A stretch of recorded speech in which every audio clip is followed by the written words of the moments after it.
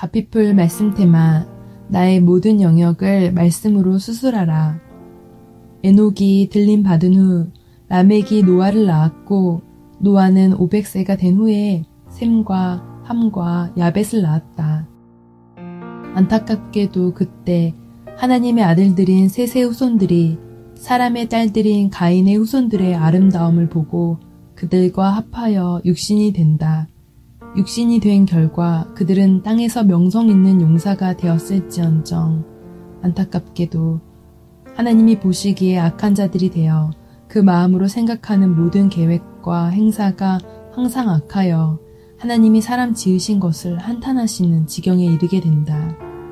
땅에서는 명성 있는 용사이나 하나님이 한탄하실 수밖에 없는 존재. 땅과 하늘의 관점은 이렇게 다르다. 그래서 관점이 중요하고 이 관점을 결정하는 인식의 기준이 중요하다. 보고 인식하는 관점은 우리 안에 오랫동안 축적된 결과로 나타난다. 그래서 좀처럼 바뀌지 않는다. 문제는 이것이 근본적으로 바뀌지 않는다면 변화된 삶을 산다는 것이 사실상 불가능하다. 사람은 자기가 보고 인식한 대로 산다. 마찬가지로 보고 인식한 수준만큼 산다. 그것을 세계관이라고 말하는데 이 세계관은 우리 안에 깊이 뿌리내린 가치체계와 사고체계를 통해 형성된다. 어떤 것을 가치 있고 가치 없다고 보는 나의 기준은 무엇인가? 어떤 사건과 이를 해석하는 나의 사고 기준은 무엇인가? 이런 것들이 합쳐져서 내 안에서 세상을 보는 관점을 형성한다. 우리는 그렇게 보고 해석하는 대로 살게 된다. 안타까운 사실은 신앙생활을 땅의 기준으로 평가하는 그리스도인들이 의외로 많다는 점이다. 이유는 간단하다. 그들이 가지고 있는 관점이 여전히 땅의 관점이기 때문이다. 하다못해 다니엘서 말씀으로 자녀를 훈계하면서도 그러니까 공부를 잘해야 돼. 높이 올라가 성공해야 영향력을 줄 수 있어. 그래야 하나님께 쓰임 받을 수 있는 거야 라고 하는데 나 역시 여전히 부족하지만 다니엘서를 아무리 봐도 그 말씀 어디에 공부를 잘해야 하고 높이 올라가고 성공해야 한다는 메시지가 있는지 좀처럼 공감하기 어렵다.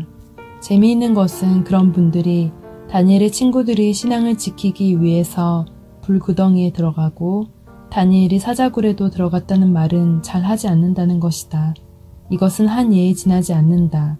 핵심은 땅의 관점이 아닌 하늘의 관점이 회복되어야 한다는 것이다.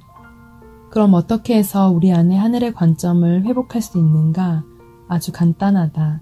나의 모든 것을 하나님의 말씀 기준으로 재부팅시키는 것이다. 그러기 위해서 하나님은 당신의 사람들에게 하나님의 말씀을 입에서 떠나지 말게 하며 그것을 주 야로 묵상하고 그 안에 기록한 대로 다 지켜 행하라고 말씀하셨다. 이것은 단순히 성경 공부를 하고 제자훈련 코스를 밟아야 한다는 의미가 아니다. 말씀을 단순히 깨닫고 정보나 사실 정도로 많이 얻는 것을 뜻하지도 않는다. 단도직입적으로 말하면 말씀으로 수술을 해야 한다는 의미이다.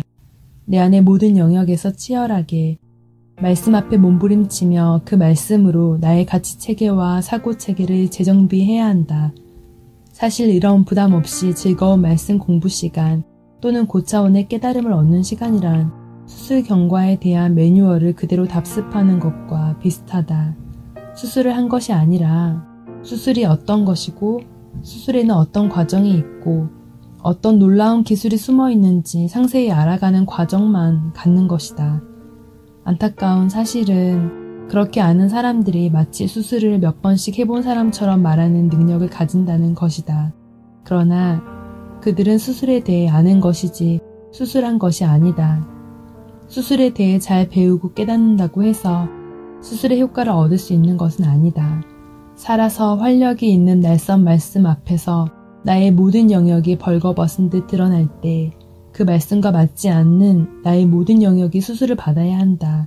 그래야 비로소 우리는 성경적인 사람으로 살 수 있고 종국에는 하나님 아버지와 연합하여 자신이 살고 있는 시대를 거슬러서 하나님의 의중을 따라 동행하는 삶을 살 수 있게 된다. 이 모두가 동행한다는 말에 함축되어 있다. 구체적으로 무엇을 하고 있느냐보다 더 본질적이고 실제적인 이슈는 한 마음, 한 방향으로 함께 나아가느냐, 그럴 의향이 있느냐에 있다. 말씀은 하나님의 마음과 뜻으로 우리를 인도하는 내비게이션과 같다. 중간중간 어떤 속도로 갈 것인지, 어느 방향으로 나가야 하는지, 무엇을 집중하고 조심해야 하는지 날마다 주야로 우리를 인도해 준다. 그래서 하나님과 동행하는 삶으로 나아가는 자들에게 말씀을 묵상하고 그 말씀을 통해 살아계신 하나님과 동행하며 교통하는 과정은 반드시 필요하다. 실제 운전도 그렇듯 오랫동안 내비게이션의 안내를 따라 운전한 사람은 익숙하고 자연스럽게 그 안내를 따라갈 수 있지만 처음에는 좀처럼 쉽지 않다. 음성 안내를 종종 놓칠 때도 있고 자신이 알고 있는 길과 꼭 반대로 가르쳐주는 것 같아 혼란스러워할 때도 있다. 말씀을 묵상하며 그 말씀을 조차 사는 삶도 마찬가지다. 잘 이해가 되지 않고 실제적으로 말씀대로 사는 것이 내가 알고 있는 상식과 경험과 충돌될 때는 혼란스럽기도 하다. 그러나 내비게이션과 달리 하나님의 말씀은 완전하고 선하다. 처음에는 익숙하지 않고 내가 알고 있는 삶의 경험과 지식과 맞지 않을 때도 종종 있다. 그러나 그렇게 말씀을 조차 하나님과 동행하다 보면 말씀이 내 삶 가운데 실제가 되고 그 실제가 강력한 하나님의 임재와 능력으로 나타나는 것들을 종종 경험하게 될 것이다. 왜냐하면 하나님의 말씀을 좇는 자들의 삶에 하나님이 동행해 주시기 때문이다. 윤성철의 유브라데 강을 넘어 중에서 가피풀 말씀 테마 나의 모든 영역을 말씀으로 수술하라.